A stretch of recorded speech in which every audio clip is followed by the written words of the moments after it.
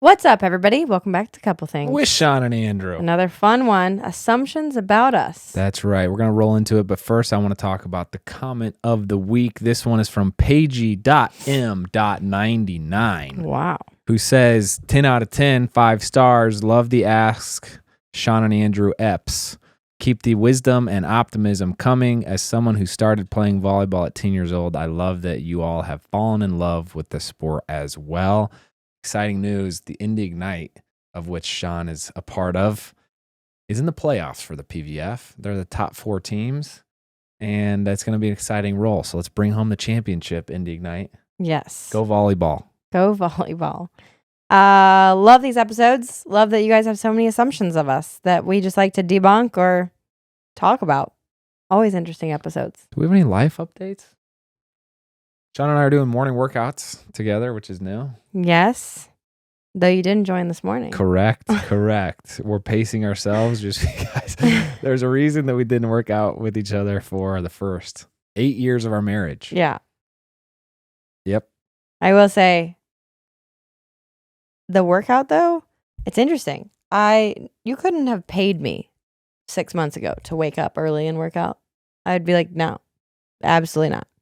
Now it's the only time I want to work out. 5 a.m. Why? What changed? Tell younger Shawn. Tell Shawn from 12 months ago why you like it. I started the workout journey at doing like one o'clock workouts throughout the day.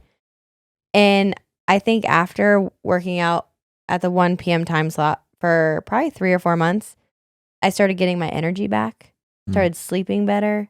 Don't know how any of that works physiologically, but that happened.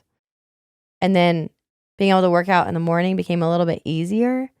And then now that I am working out in the morning, it's just like a great start to the day. I feel like a better mom. I feel like a better wife. I feel like I have more energy during the day. And then you don't have to like disrupt your day and work out. It's just like all done. Yeah. So Shawn works out from 5 to 6. The kids wake up at 7. So we've had a nice little hour before the kids wake up, which is really nice. It is really nice. It's like a good way to warm up to the day, prime yourself for what's about to happen. Maybe work on breakfast, lunch, whatever. The most common question we get, though, is what time do we go to bed if we work out that early? We go to bed at 8:30. Early. Yeah. Early. It's interesting. We used to love watching shows together, and I don't really have that appetite anymore right now in this phase of life. If we're watching a show, I'm like, why aren't we just going to bed? I think part of it is a morning workout. Part of it is the fact that there's like everyone has a show they recommend that you watch, so much so that it's like, all right, I'm never going to get to all these. I'm done with this, you know? I think it's also just noise. I think we are in a phase of life where there is so much noise that at the end of the night, we're either going to talk and chill or we're going to go to bed. You literally mean like audible like noise? Actual audible noise. Okay, interesting. Because I also work out with no sound with my trainer. Like no music, nothing. It's just great to have like quiet. It's interesting because Shawn's kind of increasing her competitive edge and like desire towards the health and wellness. I wouldn't say mine is decreasing, but last year was a big year for me to do all the competitions, be real intense fitness wise. I think I've settled into like the long game of life where I'm like, I'm going to work out like 40 minutes a couple times a week, kind of work on maintenance. You have to understand though, the past 6 years, you've had to be competitive. Yeah. I have not. Yeah. Like making up for kind of lost time. I dig it. You're doing a great job. So anyway, this episode we posted on Instagram at Shawn and Andrew Pods, which if you don't follow us on that Instagram channel, please do. There's clips that we post about the episodes and interviews we do. But anyway, we asked for your latest assumptions about us as a family of 5, and we are excited to go through these and see what you all think about us. We have not seen these ahead of time. No. So they're always interesting. We're going to be getting our the live reaction. And we share a lot about our lives on social media and YouTube, Instagram. It is so fun. And I talk about this often, but we have a wonderful corner of the internet where the community of people that is surrounding us on Instagram and these different channels are all just like good folks. And it's fun. So we love being able to share our lives and we love getting your input. But at the end of the day, that's still just a piece of our life. So some of these assumptions are going to kind of be painting what people assume is the rest of the picture. Mm-hmm. So let's just jump into it. All right. So we're about to do 20 assumptions, and I think we'll probably have to do a part 2 just for time, but you got the first one. Alrighty. So we have to say true or false and then explain. Okay. First, you have a strong community around you in order to do all the things you do. True. 100% true. We have a wonderful community. We have worked very hard to have a very strong community around us. That includes my parents, Andrew's family, our friends that we consider family. Like we literally get texts that'll be like family dinner, and that's from our friends asking to like do a big family dinner. The girls who work with us, everybody. We have worked very hard to have a very good one. I would say one of the blessings of having a child or children is that you realize how much you need community. I think before we had our first kid, we kind of took it for granted. It's like, I don't know if I need to live around family, or I don't know if I need whatever. But like with a kid, you're kind of stretched a little thinner. And so you really need to press into the team mentality. So yes, we do have a wonderful community, friends, family, teammates, the whole thing. It's great. Number 2, you never go through each other's phones. That's a true and false. We have full access. Yeah, like we use each other's phones every single day. Yeah, it's like, can I have your phone? Can you have your phone? Whatever. Yeah. But we're never like searching through each other's phones to like find something. You're free to go through my phone anytime you want. Same. Yeah. Which is an interesting thing because I think it's the comfort, the comfort in knowing we have nothing to hide is enough. Like that's all the thing that you need to build trust. Yeah. Is like, if there was no, you can't have access to my phone, then I'm like, well, why? Yeah. So I guess just live a life that you don't have to worry about that. It's also interesting too, because like our phones and our computers and our iPads are all like completely open for all of our work people. So everyone has access to literally everything. We're not recommending that. No. But it's definitely like nice to know that we have nothing to hide. Yeah. So I will say this is probably oversharing, but I had to be a part of a legal case in college, unfortunately, which was crazy. But anyway, it involved having to go into these detectives' office and they interrogated me, which is wild. I won't share any more details about that. It was not even about me, but whatever. Yeah. And the greatest feeling in the world is going into that office and knowing that you have nothing that you're guilty of or like whatever. Yeah. Sometimes I think about that would be so stressful if you're in a situation where you're getting called upon, tapped on the shoulder, and you're like, oh shoot. Also, we learned in that case, like nothing is deleted forever. Not because we had anything to do, like nothing, but just so you know. Yeah. If you type it, send it, it's there forever, no matter what. Yeah. Anyway, make good decisions, folks. Next. You have a ton of help with your kids and you don't have to do much parenting on your own. I would say that's true, but we've realized that we want to do parenting. Yeah. So we don't have to do much. We could definitely take our kids to different lessons or sports or whatever, daycares. But we don't want to do that because we enjoy spending time with our kids. I think at our worst, we were like, oh my gosh, this is overwhelming. Yeah. Let's get as much help as possible for as long as possible. And then it's like, no, that's a me thing. Yeah. I need to work on myself so that I don't have that impulse or lack of patience. We do a majority of the parenting. We have my parents to help and our kids go to school, and we have a nanny who helps. So we have a lot of help, but we are with our kids doing the parenting 75% of the day. Yeah. I think about 25 hours a week is kind of where we have landed on getting help with the kids. Having someone in the house with us or helping like with carpooling. Yeah. Next, Shawn secretly wants to go back to school like Andrew did. Yes. You just mentioned this the other day. I know. I still think I'll get my nursing degree sometime. Shawn wants to be like a high school nurse when she grows up. At our kids' school. Yeah, that'd be great. Next. I don't love you because you have a degree or not. So Thank you. just know that. Right back at and I ya. support you in whatever you want to do. Thank you. Right back at you. You've inspired me.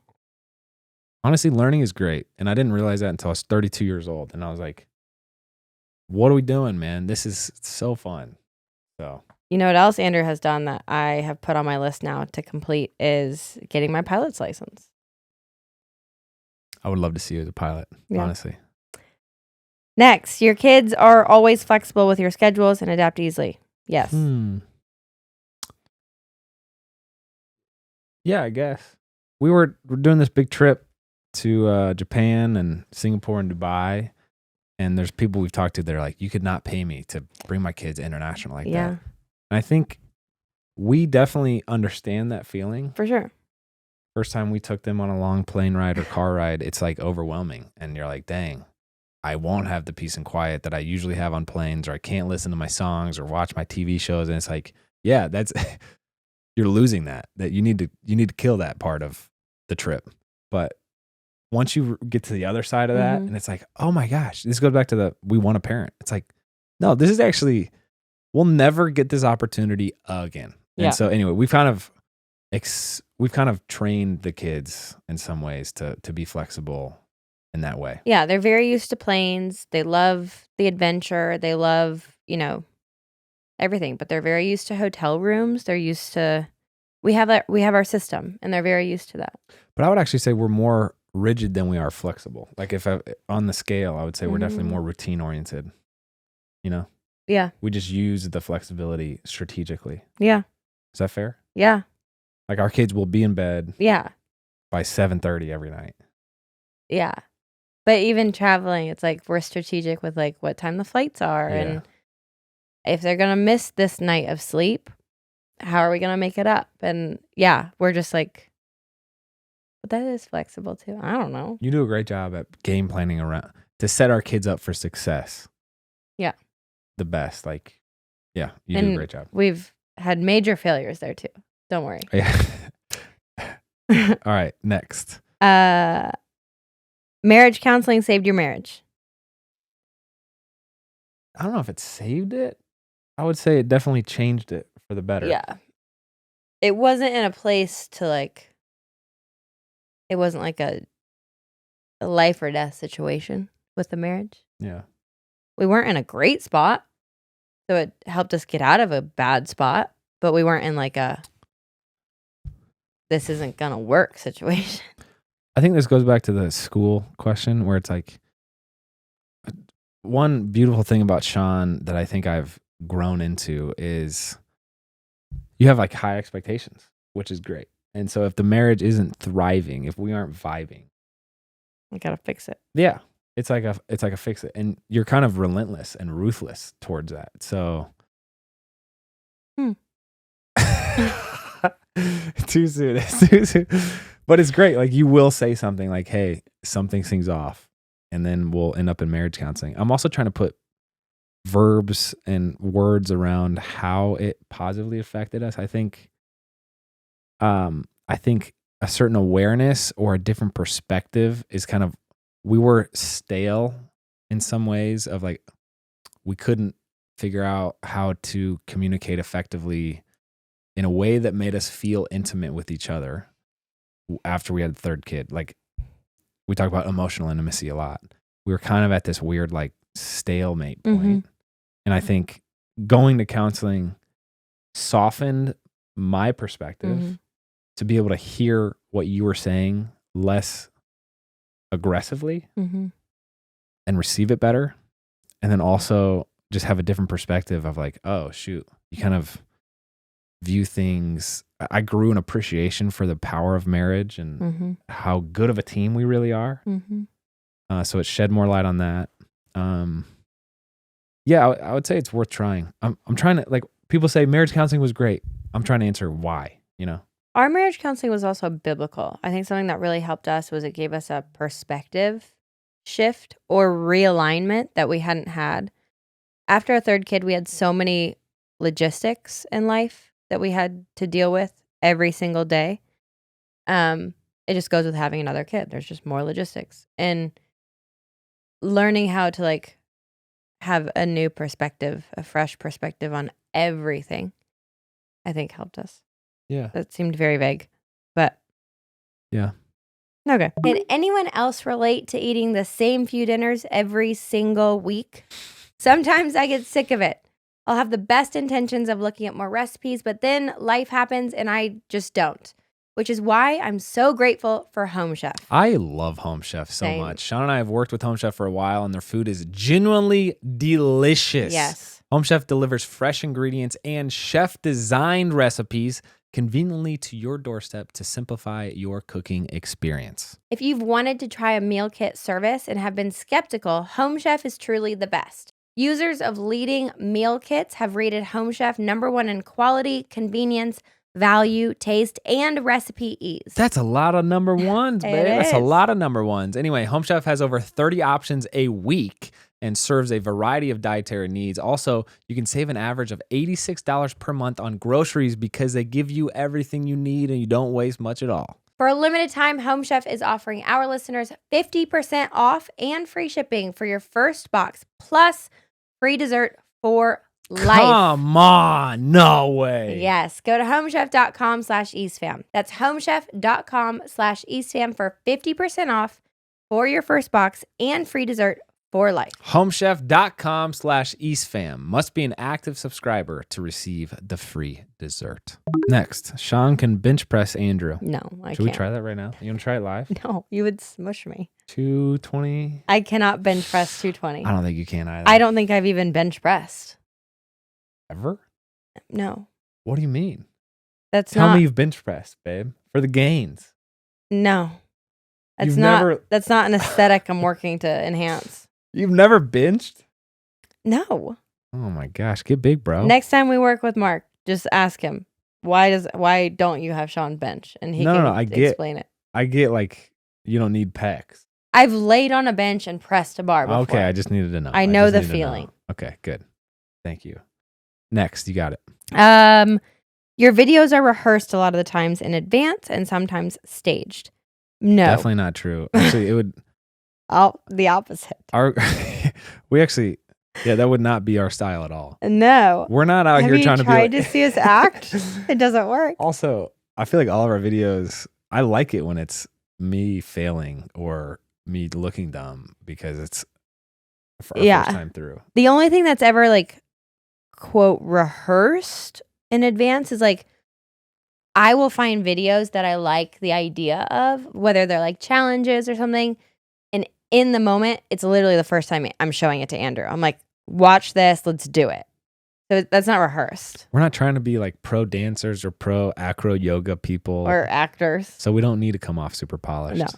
No. We just like trying fun things. It's actually been really fun for Shawn and I to do together. It's like we'll giggle. We get to play. Yeah, it's really fun. All right, next. Everyone always seems happy in your family and the kids always get along. No. No, No. we fight. The kids argue. The kids try to clock each other. Yeah, we have as much family drama as anybody. Yeah. I think whatever that's talking about is more back to marriage counseling. Yeah. Like learning how to navigate that without being so wedded to it. Like we're not just so immediately urgent in the situation that it's like detrimental or catastrophic. You know what I'm saying? Mm-hmm. I think the feeling of happiness is like the feeling of, oh, you guys are able to navigate this freely and loosely and flexibly. Also, I want to put a note here. This is also what is wrong with social media. Yes. So like when you're scrolling through social media and every single family looks absolutely perfect, know that they're not. Just because we don't actively choose to film ourselves crying or arguing or having a hard moment and post it on the internet doesn't mean it's not there. Like we try to be very real with you and say like our lives are not perfect, but you're probably going to see happier moments posted for the world to see than sad ones because of the vulnerability factor. Well, honestly, as it should be. Because if you're sitting there filming your crying child, you not could good. Probably, yeah. Or if I'm sitting there filming myself crying, it's like, no, I should just be digesting that and working through that. Yes. So I don't know. Like, social media just complicates Yes. things, I think. Editing. In that sense. On to the next. You literally never sleep. We are obsessed with sleep, and we sleep a lot. Our kids are great sleepers. I would say on average, we sleep 8 hours a night.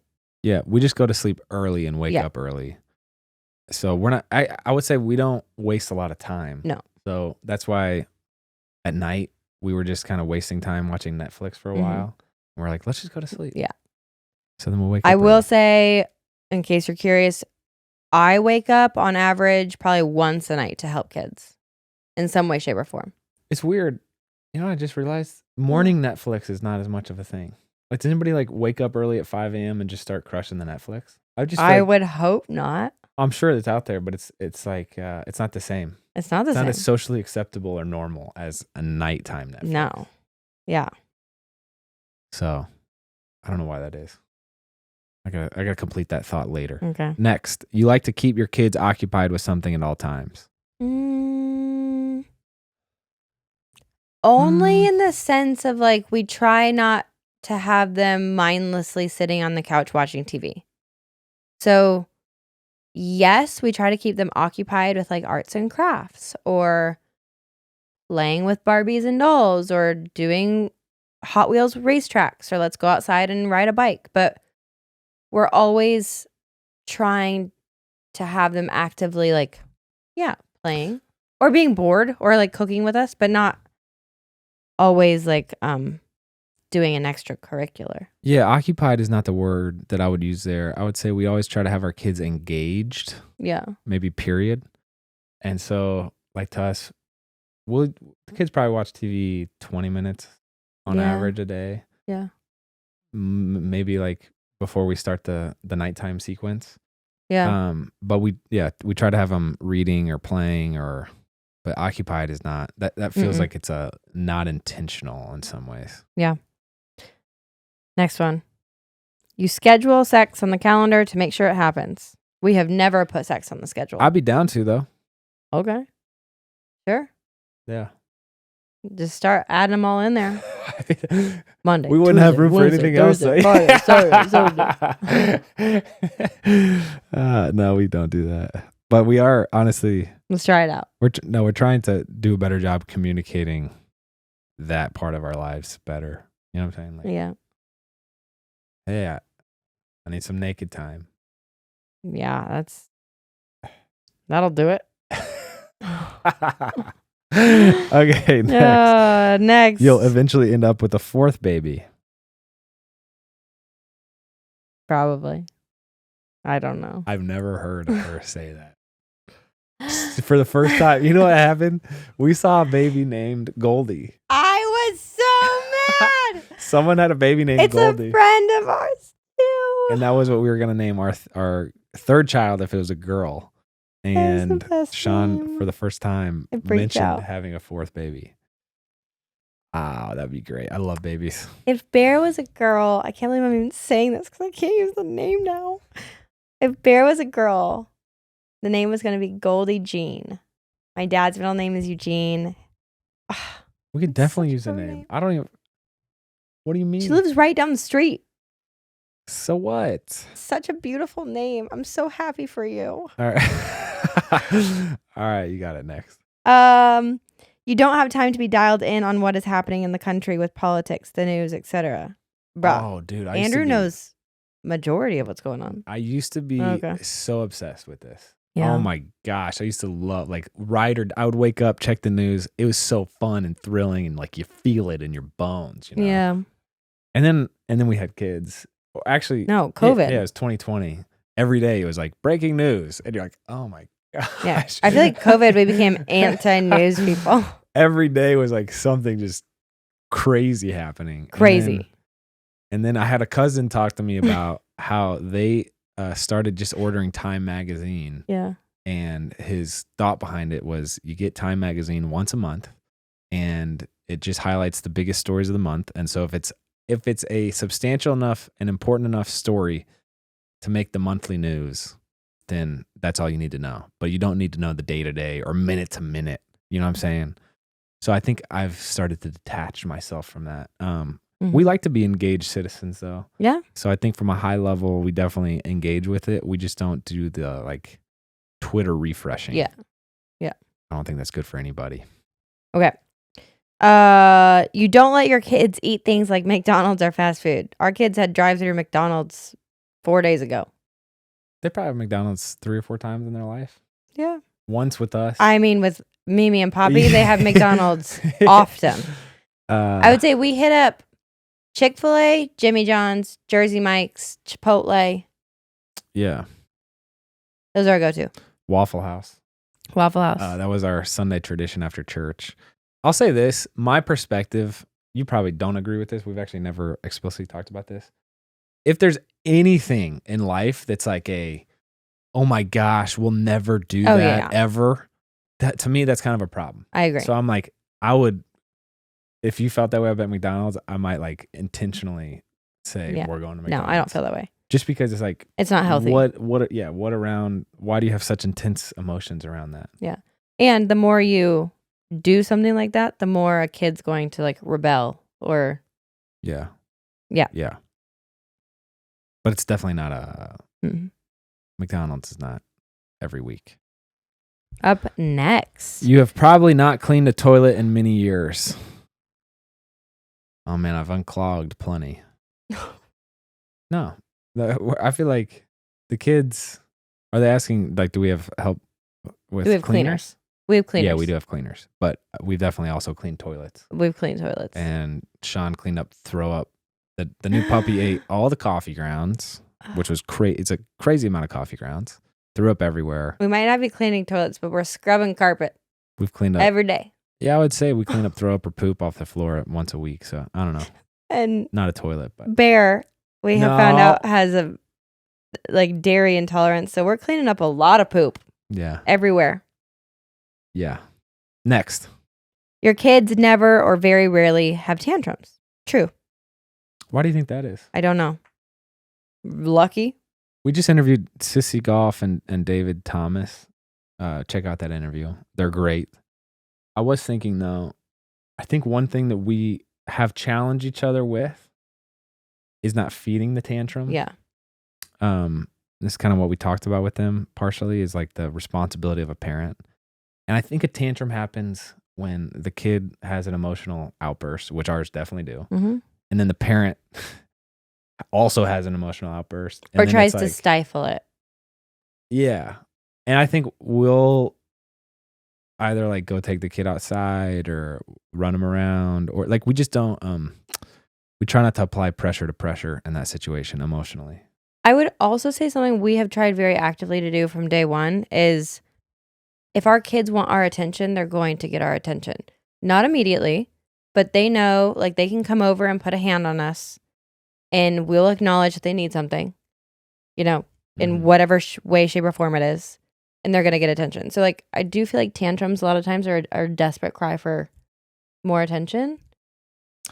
Yeah. I don't know. I think, back to Shawn having high expectations, like there's a high expectation that we're very aware and present with the kids. Also, honestly, probably part of this has to do with genetics or something. Yeah. I'm not sure, but maybe these are some strategies that you could use. I will say Bear's little arched back tantrum is a first that we've never had. Yeah, but he's grown out of it. It's great. Yeah. Yeah. All right, next. Andrew is a laid back one and Shawn is on top of everything, or else there would be chaos. Yeah, that feels pretty relevant. Feels pretty relevant. We're going to have a conversation after this podcast about shischeduling. Yeah. That we argued about last night.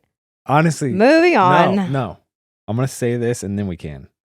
Shawn and I are a great team. We are. I used to interpret that saying as like Andrew doesn't hold up his end of the bargain. But now I'm like, for the sake of our kids, this is something else kids have. If they were all like, oh my gosh, everything has to be clean all the time and everything has to be perfect and you're very good at that stuff, I also don't think it'd be healthy. So we complement each other well. We do. We complement each other well. Do you agree? I do. Okay. I think we're perfect for each other. I do too. What are you laughing? No, what are you laughing? You just said that you laugh. I think we're perfect for each other. You're like, no, you just laugh. No, that was very sweet that you said that. I meant it. I'm thankful for this podcast because of that. All right, ladies, let's be honest. When's the last time you wore a push-up bra? For me, it has been forever. After having 3 kids, buying a push-up bra was the last thing on my mind. The thought of the stiff padding and the uncomfortable underwire, no thank you. But then Skims sent me theirs, and I've got to admit, I'm officially a fan. The Skims push-up bra is truly the only push-up bra I will wear. Honestly, all Skims bras are amazing and flattering and soft and all of the things. But I find myself grabbing my push-up bra more than I ever have, and that's because it's truly the best. It doesn't rely on a bunch of bulky padding for lift. Instead, it enhances your natural shape. Think like pre-baby body vibes and gives a subtle confidence-boosting lift that I didn't even know I missed. Honestly, I can't believe I'm even talking about this because I never thought I'd wear a padded bra again, but here I am. Shop the Skims Ultimate Bra Collection and more at skims.com. After you place your order, be sure to let them know I sent you. Select podcast in the survey and be sure to select our show in the drop-down menu that follows. Next, you spend a lot of money but invest even more, so you're very responsible with your income. It's another area where Shawn and I compliment each other well. She spends a lot of money. I invest that. Yeah. And honestly, I you used know to what? interpret that. I could be more expensive, okay? No. I used to think it doesn't do anybody any good if you only invest money. There is like, to your point, money is meant to a certain degree be spent and enjoyed. Like, And I'm just saying, I could spend more. Yeah, no, you do a good job. You do a good job already. Okay. We compliment each other. We're Last a great one. Team. Great team. Oh, so wait. Yeah. Your life is a bit crazy, but this is the happiest you've ever been. Yes. I am so grateful that there's never been a time in my life where I look back and think, those were the golden days. Yeah. I wish, like, honestly, I'm grateful that it feels like every year is better than the last.